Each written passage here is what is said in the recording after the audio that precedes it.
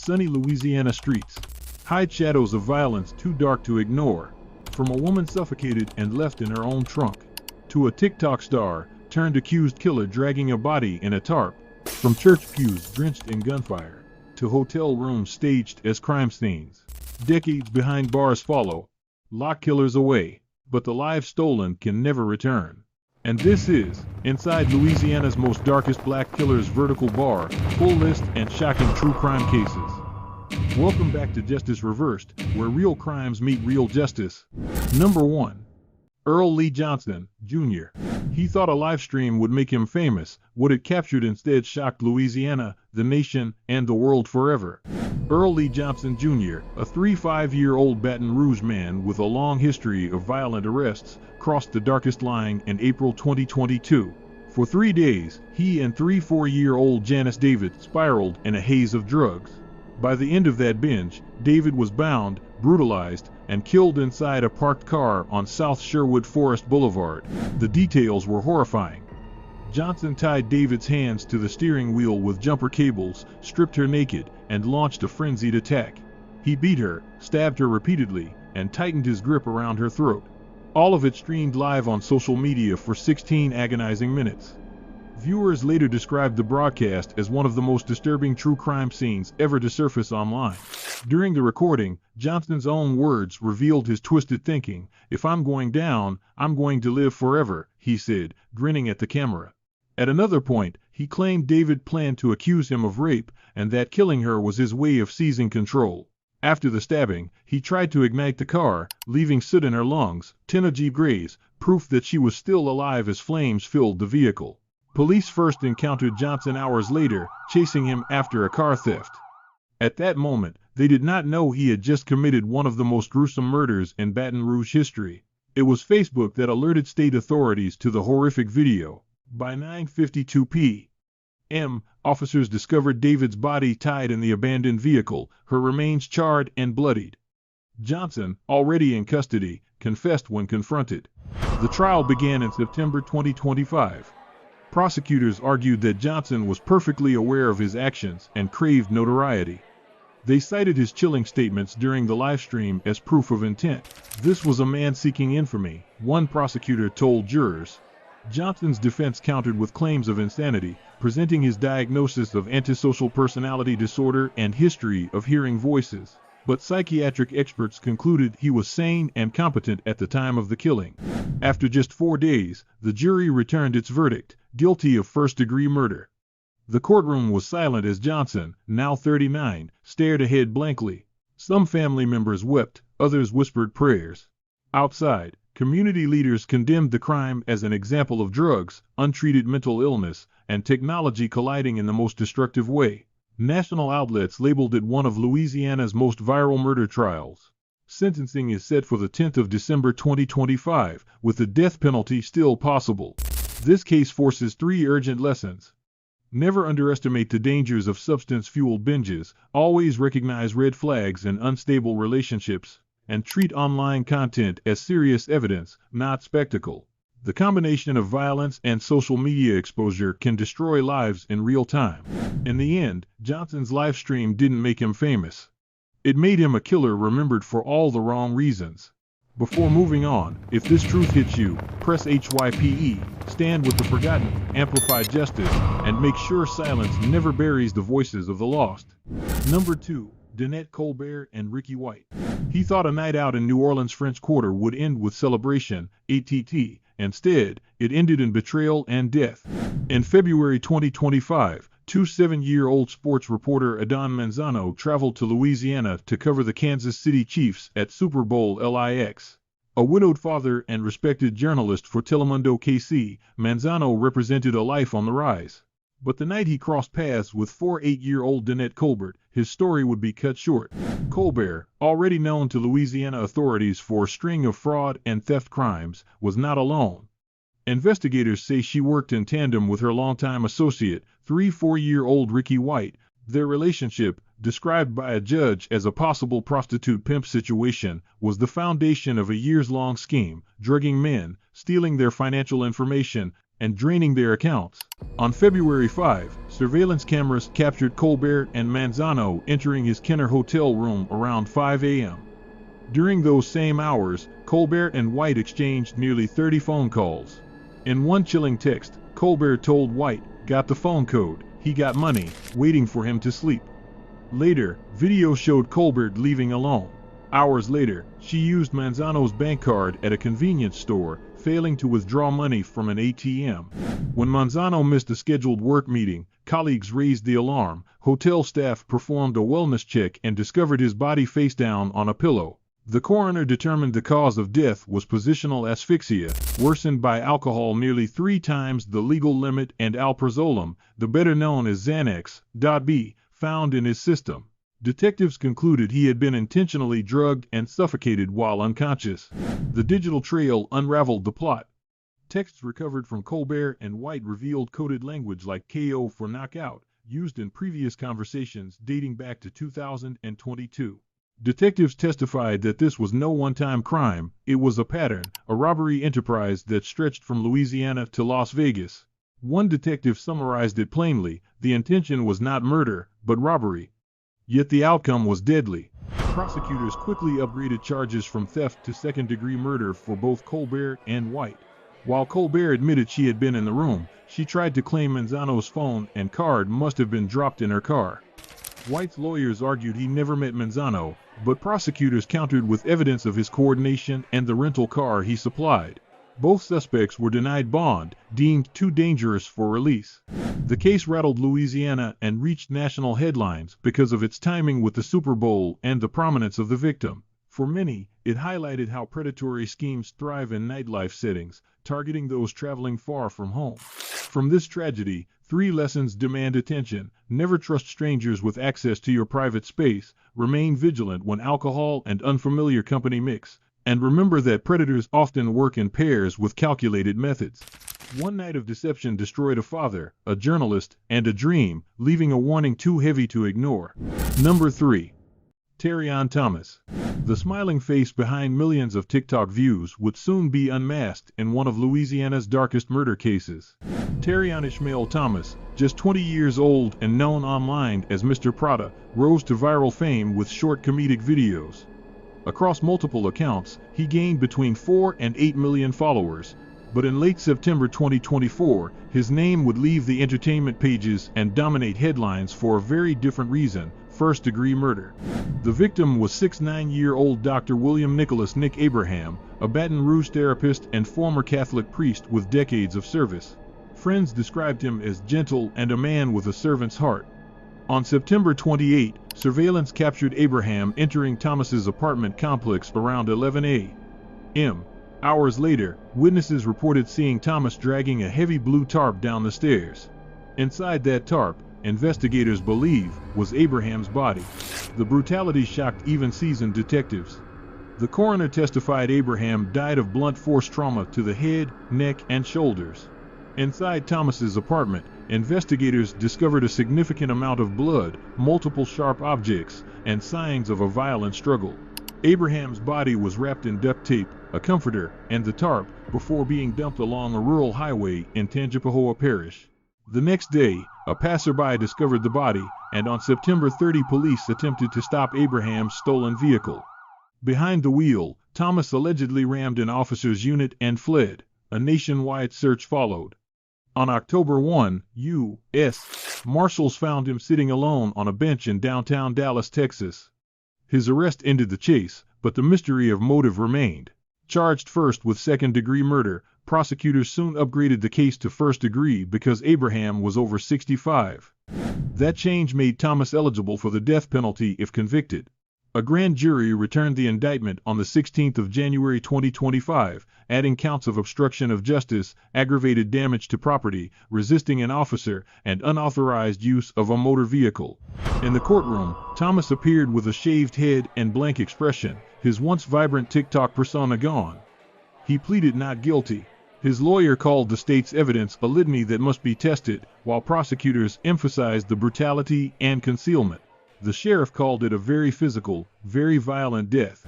News of the case went viral, spreading across TikTok, Twitter, and national outlets. For millions of his followers, the shocking arrest of a social media influencer was almost unimaginable. Comment sections filled with disbelief, anger, and speculation about what had driven him to such violence. From this tragedy, vital lessons emerge. Online fame does not reveal a person's true character. Never ignore warning signs of escalating behavior, especially when someone openly changes their appearance or demeanor. And finally, remember that predators can exploit both trust and reputation, and caution is essential in personal and professional interactions. In the end, the rise and fall of a TikTok star became a chilling reminder: fame may vanish, but consequences remain forever. Number 4. Ron Jermaine Bell. A trusted tenant with unpaid rent would soon be exposed as the man accused of silencing one of Baton Rouge's brightest voices. In July 2019, the city of Baton Rouge was shaken when 75-year-old Sadie Roberts Joseph was found dead.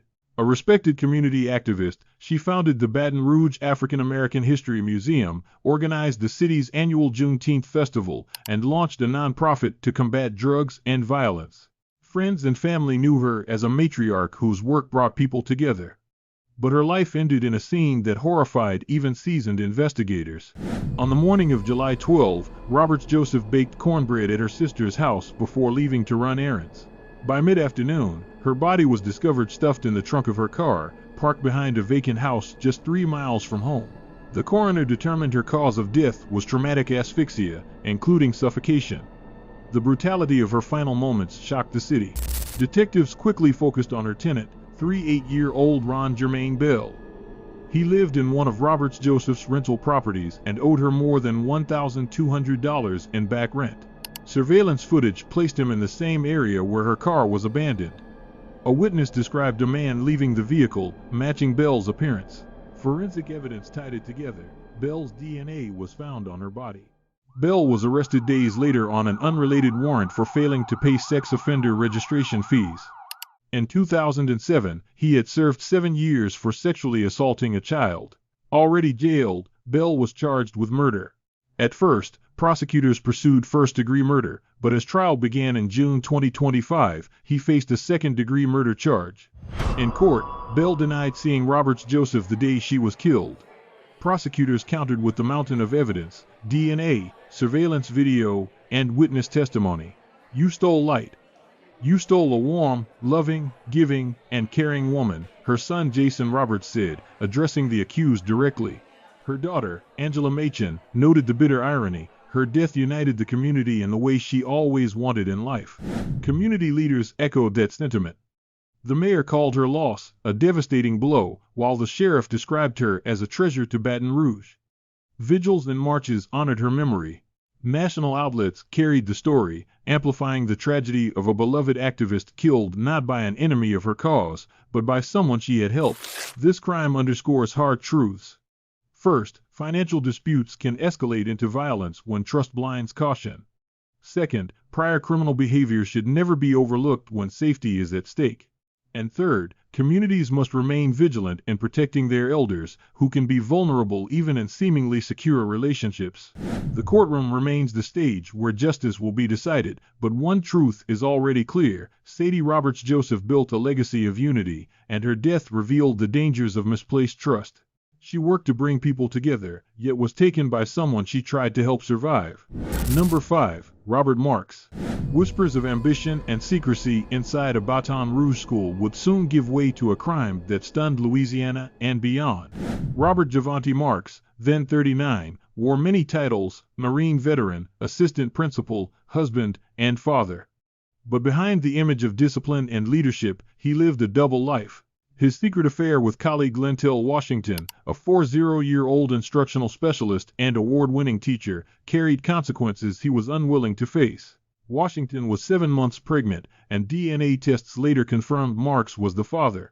On the 8th of June 2016, cell phone data traced Marks and Washington driving late at night toward rural Iberville Parish. They stayed there just 15 minutes before returning. Investigators believe this was when the fatal gunshot was fired. Hours later, Washington's 3-year-old daughter was found wandering barefoot in a Baton Rouge parking lot, blood on her tiny foot. The child said only one thing: "Mr. Robbie hurt mommy." Detectives discovered Washington's car nearby with blood inside, confirming violence had taken place. Marks was arrested the same day, initially on kidnapping charges tied to the abandoned child. A search for Washington continued for nearly a week until June 14, when her decomposed body was pulled from an irrigation ditch. The coroner ruled the cause of death as a gunshot wound to the head. The unborn baby girl died with her. Prosecutors later revealed the chilling context. Marks had learned at a sonogram that Washington was carrying his daughter. Soon after, he began researching firearms online. Texts from Washington showed growing frustration. "Are you trying to avoid responsibility with our unborn daughter?" She had threatened to expose the affair, leaving Marks cornered between his marriage and the truth. The trial in December 2021 laid bare the brutality. Jurors watched the recorded interview of Washington's young daughter, who recalled a loud bang and seeing her mother shaking. The courtroom fell silent as prosecutors described how the murder unfolded in the child's presence before she was abandoned in a parking lot. District Attorney Tony Clayton called it cold-blooded and told jurors they were witnessing a teacher betrayed by a man she trusted. Marks's defense tried to cast doubt, stressing the lack of a murder weapon and eyewitnesses beyond the child. But they offered no witnesses of their own, no alternative theory, and declined to make a closing argument. The jury deliberated for only 35 minutes before finding him guilty of second-degree murder, first-degree feticide, and kidnapping. In February 2022, he was sentenced to life in prison without parole. For Washington's family, justice came with enduring grief. Her twin sister, Centil, spoke of raising the little girl left behind. Her father, Darren Glasper, called it a trauma no child should carry. From this tragedy, 3 lessons cut through. Hidden double lives can explode into violence. Patterns of deception often foreshadow danger, and even children's words can hold undeniable truth. Lintel Washington's final lesson was not in a classroom, it was the cost of betrayal paid in silence and blood. Number 6. Virgil Tyrone Mack Jr. He crossed state lines with blood on his hands, leaving behind 2 murders that shook Louisiana, Nevada, and beyond. Virgil Tyrone Mack Jr., a 31-year-old from Duboc, Louisiana, was no stranger to the justice system. Arrested previously for DUI and drug possession, he was already out on a $150,000 bond for a 2023 killing in Las Vegas when his name emerged in a second murder 2 years later. By September 2025, he was wanted in 2 states, accused of taking 2 lives in 2 very different ways.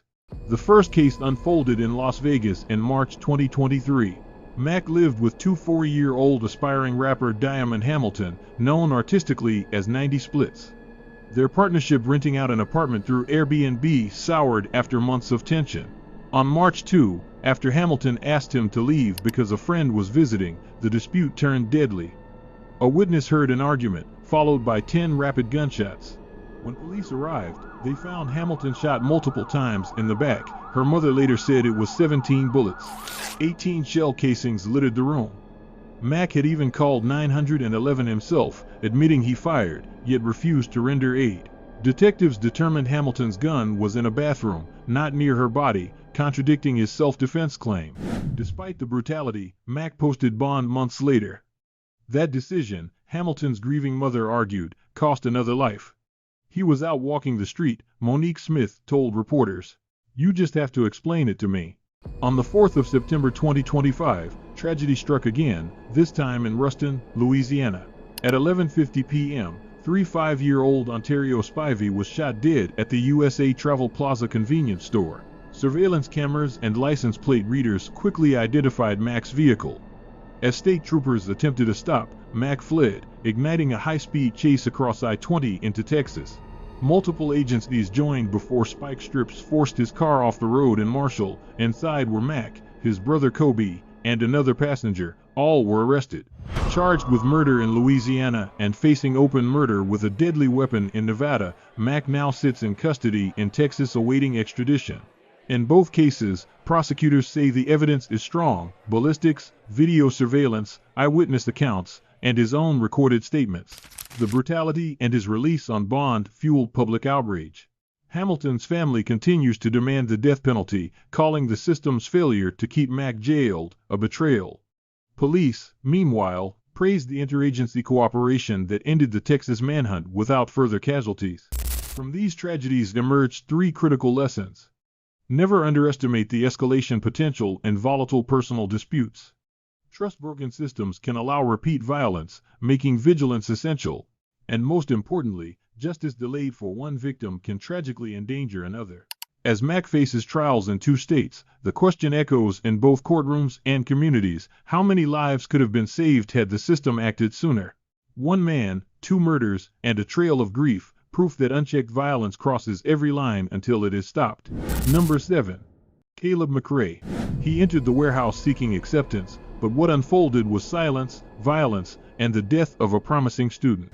On the 26th of February 2025, 20-year-old Caleb Wilson, a junior at Southern University in Baton Rouge, stepped into what he believed was a night of fraternity initiation. Wilson, a mechanical engineering major and trumpet player in the university's famed Human Jukebox marching band, was pledging Omega Psi Phi, a fraternity known for its traditions. That night, however, tradition crossed the line into tragedy.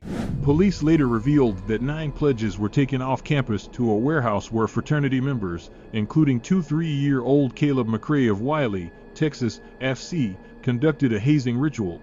McCray, a recent sociology graduate, Louisiana Army National Guard soldier, and full fraternity brother, stood before the pledges wearing boxing gloves. Witnesses told investigators that he punched Wilson 4 times in the chest. Almost immediately, Wilson collapsed, seizing and losing control of his body. Instead of calling for help, fraternity members panicked. They changed Wilson's clothes, carried him to a car belonging to 8-year-old Isaiah Smith, and drove him to a local hospital. There, staff were falsely told he had collapsed while playing basketball at a park. The group quickly left, abandoning Wilson. By the morning of February 27, doctors pronounced him dead. The autopsy revealed blunt force trauma to the chest as the cause of death. Detectives unraveled the cover-up through witness interviews, text messages, and surveillance video. On March 6, McCray surrendered to police. Within days, 5-year-old Kyle Thurman and Isaiah Smith were also arrested. McCray now faces manslaughter and felony criminal hazing charges under Louisiana's Max Groover Act, a law passed after a 2017 hazing death to impose harsher penalties. In court filings, McCray's attorney, Philip Robinson, insisted, "We urge the public not to rush to judgment. There was no intent to kill." Prosecutors countered sharply. The failure to call 911 was a fatal choice, one Baton Rouge detective testified. Tradition doesn't excuse negligence. The community's grief was overwhelming. Hundreds gathered for vigils at Southern University. The Human Jukebox Band honored Wilson with a moving tribute online. A traditional New Orleans second-line procession turned his memory into a public outcry. His father, Corey Wilson, stood quietly, later releasing a statement, promising the family would seek the truth so no other parent suffers this pain. The university immediately suspended the Omega Psi Phi chapter and banned all pledging for the remainder of the academic year. Baton Rouge's mayor called the case a senseless and preventable loss, urging students to make better decisions. National outlets highlighted the case as one of the most serious tests of the Max Groover Act since its passage. From this devastating case, 3 warnings stand out. Silence in a crisis can be deadly. Blind loyalty to secrecy turns rituals into tragedies. And protecting reputations instead of lives only deepens grief. Caleb Wilson sought belonging but found betrayal, leaving his story as a lasting warning etched in silence and sorrow. Number 8. Bernell Juluke. He was only 18 when the state branded him a murderer, yet it would take 28 years before his innocence was restored. On the 22nd of August 1994, the Desire Housing Project in New Orleans was pierced by gunfire. 19-year-old Rondell Santenac was fatally struck in what residents described as a sudden, chaotic drive-by shooting. Just 2 minutes later, officers Len Davis and Sammy Williams appeared at the scene. Instead of preserving evidence, Davis immediately broadcast the suspect's name, pointing to a teenager he already knew, Bernell Juluke. Within 23 minutes, police pulled over a gray car, 5 miles away. Inside were Juluke, then 18, and his friends, 17-year-olds Kunta Gable and Leroy Nelson. No guns were found, no shell casings, and no physical evidence tied them to the killing. Yet officers insisted they had captured the killers. The state relied almost entirely on one inconsistent eyewitness. By March 1996, the three teenagers were convicted of second-degree murder and sentenced to life in prison without parole. Juluke, who had no prior record, always maintained his innocence. In later years, he explained that Davis, a notoriously corrupt officer later convicted of orchestrating another murder, had framed him to pressure his half-brother, musician, and drug dealer Warren Mays, into paying protection money. "My life was taken because of someone else's corruption," Juluke later said. Appeals followed, but hope quickly faded. In 1998, an appellate court overturned his conviction, only for the Louisiana Supreme Court to reinstate it in 1999. His federal habeas petition was denied. Decades passed behind bars as his claims were ignored. The turning point came in 2021 when Orleans Parish District Attorney Jason Williams created a civil rights division to review questionable convictions. Investigators uncovered evidence long hidden, contradictions in the sole eyewitness's account, suppressed police records, and proof of misconduct by Davis and Williams. On the 19th of October 2022, Judge Tracy Flemings Davalier vacated the convictions, declaring them a grave injustice and telling the men directly, "You all deserve the utmost apology. Your lives were taken away from you." After 28 years, Juluke walked free. In 2023, he and his co-defendants filed a federal civil rights lawsuit against the city of New Orleans, seeking accountability for their wrongful imprisonment. The victim's family did not attend the exoneration. Addressing them indirectly, Gable said, "I never seen your son in my life." Community members, however, reacted strongly. Many pointed to this case as another painful example of why Orleans Parish has the highest per capita rate of wrongful convictions in the United States. From this miscarriage of justice, sobering lessons remain. Never accept a conviction built solely on a single, inconsistent witness. Always demand transparency from law enforcement, because unchecked authority can destroy innocent lives. And remember that silence in the face of corruption allows injustice to thrive, often for generations. Bernell Juluke lost nearly 3 decades to false imprisonment, yet his story underscores one timeless warning: without accountability, justice will always remain at risk. Number 9. Anthony Bell. He walked into a church with rage hidden behind his silence, and within minutes, an entire family was shattered forever. Anthony Bell was only 25 when he turned the Ministry of Jesus Christ Church in Baton Rouge into the site of one of Louisiana's most horrifying family massacres.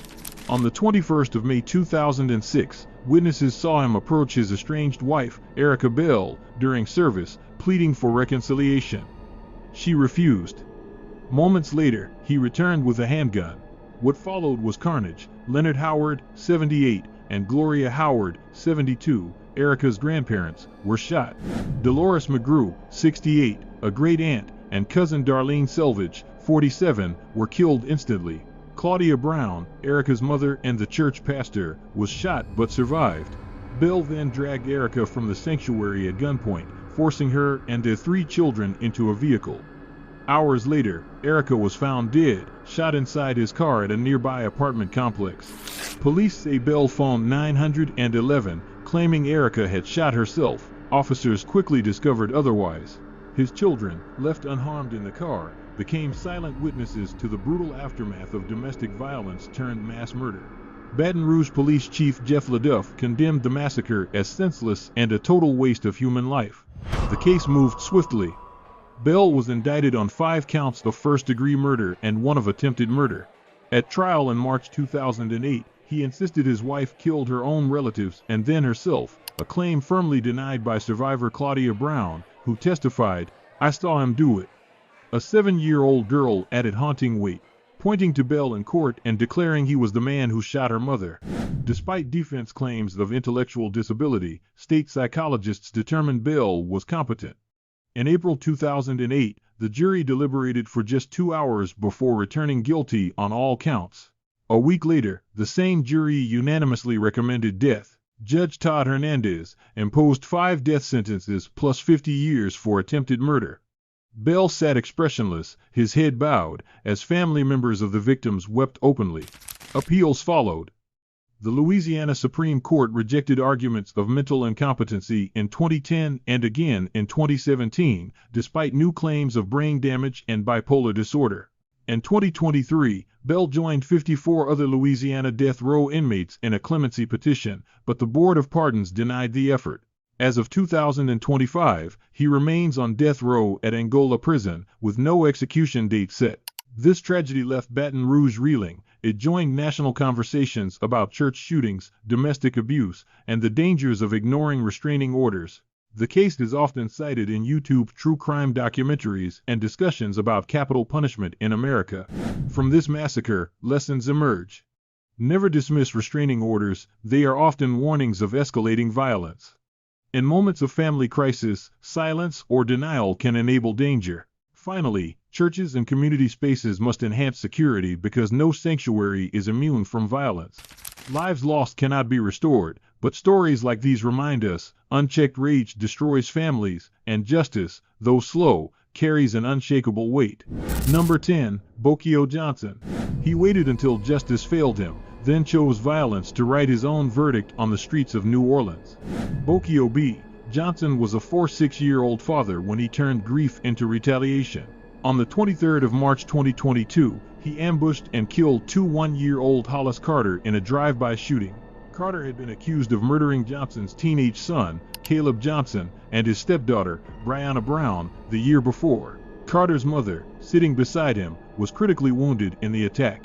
Police and media alike described the crime as street justice, a desperate act of revenge. The story began in March 2021, when Caleb, only 18, and Brianna, 25, were gunned down during what police believed was a gun deal gone wrong. Within weeks, Hollis Carter was arrested and allegedly confessed to the killing. His family insisted the confession was coerced and false. After 5 months in jail, Carter posted bond and was released. For Bokio Johnson, seeing the man accused of killing his children walk free was unbearable. On the morning of the 23rd of March 2022, Carter and his mother drove toward a courthouse for a pre-trial hearing. At the intersection of Chef Menteur Highway and Providence Place, a black Ford F-150 pulled alongside their sedan. Witnesses heard a burst of gunfire. Carter was struck in the head and died instantly. His mother screamed as bullets tore through the vehicle. New Orleans police quickly identified Johnson as the suspect, arresting him 2 days later. At trial, prosecutors presented evidence of premeditation. Carter's aunt testified she had repeatedly seen Johnson circling the courthouse in his truck during earlier hearings, watching Carter's every move. Detectives also noted that intercepting Carter en route to court was no coincidence. Johnson's attorney argued he was a grieving father driven beyond reason, not a calculated killer. The courtroom was tense as jurors weighed the case. Carter's family described their pain, saying he never had the chance to prove his innocence. His attorney told reporters Hollis was denied his day in court. This was an execution. After deliberation, the jury rejected second-degree murder but convicted Johnson of manslaughter, attempted manslaughter, and obstruction of justice. On the 21st of June 2024, the verdict was read. Johnson stood silent, his hands folded, as family members of Hollis Carter cried. 2 months later, he was sentenced to life in prison. Carter's relatives said they had hoped for the death penalty. He planned it, his aunt insisted, and now Hollis is gone without clearing his name. The case sparked debate about New Orleans' cycle of violence. Some saw Johnson's act as vengeance filling the gap of delayed justice. Others called it a tragic reminder of what happens when grief hardens into retaliation. From this tragedy come lessons. Retaliation deepens wounds instead of healing them. Trust in the justice system, flawed as it may seem, prevents cycles of bloodshed. And finally, community support for grieving families is critical because isolation can drive dangerous decisions. Justice delayed may wound, but justice taken by force destroys everyone it touches. The stories you've just heard reveal Louisiana's darkest truths, killers driven by rage, greed, and betrayal, leaving behind shattered families and unanswered questions. Which of these crimes shocked you the most? And what lessons do you think society still hasn't learned? Drop your thoughts below. And if you want more raw, unfiltered true crime stories that mainstream news won't tell, make sure you subscribe to Justice Reversed. Hit the notification bell so you're first to witness our next deep dive into America's most chilling cases. Because silence hides the truth, and here, we bring it to light.